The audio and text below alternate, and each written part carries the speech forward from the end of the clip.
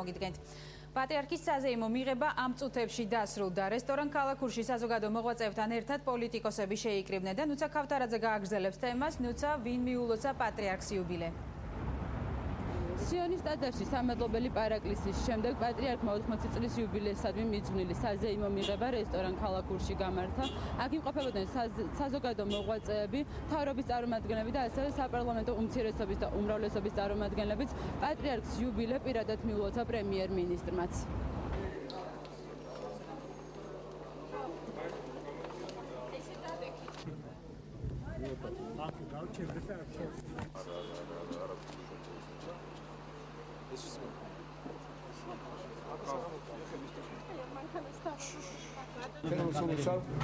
უსურვოთ ჩვენს უწმინდესობას, ჩვენს საყვარელ პატრიარქს ჯანმრთელობა და დიდხანს სიცოცხლე. ულოცავთ მთელ საქართველოს დღევანდელ დღეს. დიდი მადლობა. მე კიდევ ერთხელ ულოცავ სრულიად საქართველოს და მე დარწმუნებული ვარ, რომ მალე დადგება ის დრო, როცა ჩვენ ვიზეიმებ საქართველოს მთლიანობას. უდიდესი ღვაწლია მისი უწმინდესობის დრო საქართველოს დღეს იმ ფორმით არსებობს, რა ფორმით ასდეს ვარ. უდიდესი ღვაწლია იმაში, რომ დღეს ქვეყანა განვითარების შანსი აქვს, განვითარების პერსპექტივა აქვს, როგორც სულიერად, ისე ზოგადად ფიზიკურად რო გადავრჩით ამაში პატრიარქის ძალიან დიდი ღვაწლია და მინდა მიულოცეს იუბილე კიდევ ერთხელ თქვენი ეთერის მეშვეობით მას და მთელ საქართველოს, მთელ ქართულ ხალხს და უსურვოთ ძალიან დიდხანს ემსახუროს ქვეყნისთვის და ძალიან დიდხანს მისი ლოცვა შეგრძელოდეს ჩვენ და ჩვენს ქვეყანას. რესტორან ქალაქურში პრემიერ-მინისტრი დღეს ლევან ბერძენიშვილის განცხადებასაც გამოეხმაურა, რომლის თანახმადაც თვითმმართველობის არჩევნების პერიოდში შესაძლოა კოალიცია დაიშალოს და თითოეულმა შემავალმა პარტიამ დამოუკიდებლად მიიღოს არჩევნებში მონაწილეობა. ბიძინა ივანიშვილმა აღნიშნა, რომ იმ შემთხვევაში თუ ეს ყველაფერი ასე მოხდება, თითოეულ პარტიას თანაბარი შანსი ექნება, მით უმეტეს რომ დღეს საქართველოში არ არსებობს რეალური ოპოზიცია. ძალიან საინტერესო მომავალი გველის ჩვენ რეგიონებს მიცემთ ჭეშმარიტად დამოუკიდებლობას. მე არ მოყვები პროექტის შესახებ. ეს არ გამორიცხავს იმას, რომ კოალიცია დარჩებს თლიანი ადგილობრივი თვითმმართველობის დროს. დღეს დავამტკიცეთ ჩვენ ეს პროექტი და რატომ თქვა ლევანმეს, მე არ ვიცი და რა თქვა კონკრეტულად. თუ ლევანს ან რესპუბლიკურ პარტიას, ან სხვა პარტიებს ამის სურვილი გაუჩნდებათ, რა თქმა უნდა, ამის საშუალება არსებობს, რომ ყველამ დამოუკიდებლად მიიღონ არჩევნებში მონაწილეობა. თუმცა კოალიციის დონეზე ჯერ განხილვა არ ყოფილა, ჩვენ კოალიციას ვინ არჩევნებთ, მთლიანობაში წარმოვდგებით. იმ შემთხვევაში თუ ჩვენ არ გვეყოლება რეალური გარე ოპოზიცია, რის ეჭვით ძალიან სერიოზულია, ამდენადაც ნაციონალური მოძრაობა პრაქტიკულად როგორ გითხრათ, ელექტორატს ვეღარ ფლობს და ალბათ მომავალ არჩევნებში მას ძალიან სუსტი წარმოდგენა ექნება, იქნებ ეს კონდა მხედველობაში ბატონ ლევანს.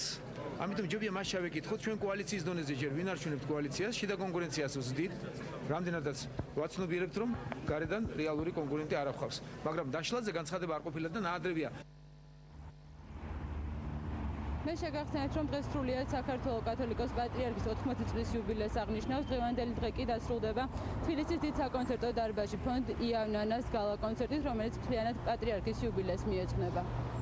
ნუცა ქავთარაძე საუბრობდა ქრონიკის ეთერში და პატრიარქს დაბადებისა და აღსაღდრების საიუბილეო თარიღის ულოცავს საქართველოს პრეზიდენტი მიხეილ სააკაშვილის ფეისბუქის ოფიციალურ გვერდზე. ნათქვამია, რომ უკვე 35 წელია ილია მეორე უანგაროდ ემსახურება ქვეყნის გამტკიცებასა და გაძლიერებას, ერის სულიერ ამაღლებას, ქართული ეკლესიის აღორძინებას. დღეს დამოუკიდებელ დემოკრატიულ სახელმწიფოს ჩვენს ეკლესიასთან ერთად ვაშენებთ, რადგან ჩვენი ძლიერება ჩვენსავე ერთობაშია, თანადგომასა და სიყვარულში. ამ ერთობაში განუსაზღვრელი მისი უწმინდესობის პირადი წვლილი, ნათქვამია საქართველოს პრეზიდენტის მილოცვის წერილში.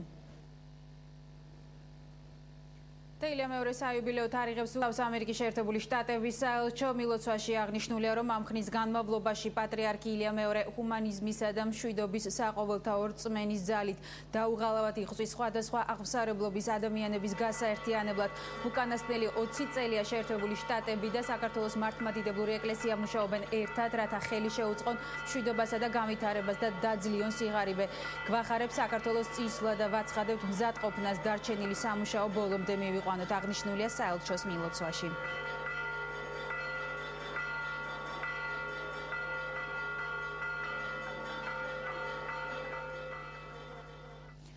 დიდია წყალობა ღვთისა საქართველოზე. ამის შესახებ პატრიარქმა სამადლობელი პარაკლისის შეების შემდეგ ბრძანა. უწმიდესმა და უნეტარესმა სიონის ღვთისმშობლის ტაძარში მრევლს მცირე ქადაგებით მიმართა და დიდი სიყვარულისთვის მადლობა გადაუხადა.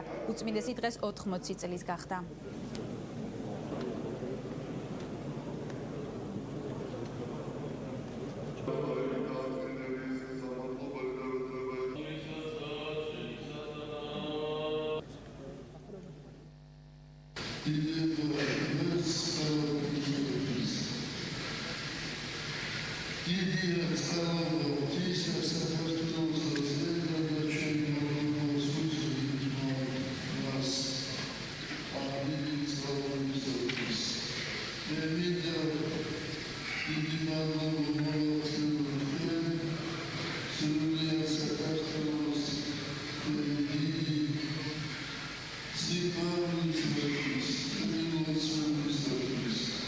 როდესაც ჩვენი უწმიდესი დაიბადა, იმ ოთახში შემოფრინდა თეთრი მტრედი, ღამე, აი დღევანდელ დღეს გამთენიისას. და ეს ნიშანი იყო იმისა, თუ როგორ უყვარს და როგორი დატვირთვა მისცა უფალმა ამ პატარა ბავშვს. 80 წლის წინ შეიძლება თამამად ითქვას, რომ საქართველოს მოევლინა მეორე ილია. მე ულოცავ ჩვენს უწმინდეს დღევანდელ დღეს მართლაც ჯანმრთელობა დღეგრძელობა ქონოდეს განახდეს მისი ვისთაცაობისა სიჭაბუკე მისი მრავალჟამიერი იყოს საქართველოს სადიდებლად და ქართველი ხალხის საკეთილდღეოდ მოღვაწეობისათვის უფალმა უკურთხოს მარჯვენა. მე მინდა მიულოცო ჩვენს პატრიარქს დღევანდელი დღე უსურო დღეგრძელობა მისი ლოცვა არ მოკლებოდეს საქართველოს და ჯანმრთელად ყვავდეს. ილია მეორეს აღსაღდრების 35 და დაბადებიდან 80 წლის იუბილეს ბართოლომეოს პირველი მიულოცავს მსოფლიო პატრიარქს საქართველოში მომავალ კვირას ელოდებიან. თბილისში სხვადასხვა ქვეყნის სამღვდელო პირების ვიზიტიცაა დაგეგმილი, მათ შორის მიტროპოლიტ ილარიონის, რომელიც რუსული სამღვდელოების დელეგაციას უხელმძღვანელებს. თბილისს ასევე ჩეხეთის, სლოვაკეთის და ბულგარეთის სამღვდელოების წარმომადგენლებიც ეწვევიან. მსოფლიო პატრიარქის საქართველოში ვიზიტთან დაკავშირებით უკვე დაგეგმილია რიგი ღონისძიებები. ბართოლომეოს პირველი და სრულიად საქართველოს კათოლიკოს პატრიარქი ერთობლივად აღავლენენ წირვას სამების საკათედრო ტაძარში, ასევე გაიმართება მიღებაც, რომლის შემდეგ დაგეგმილია კონცერტი.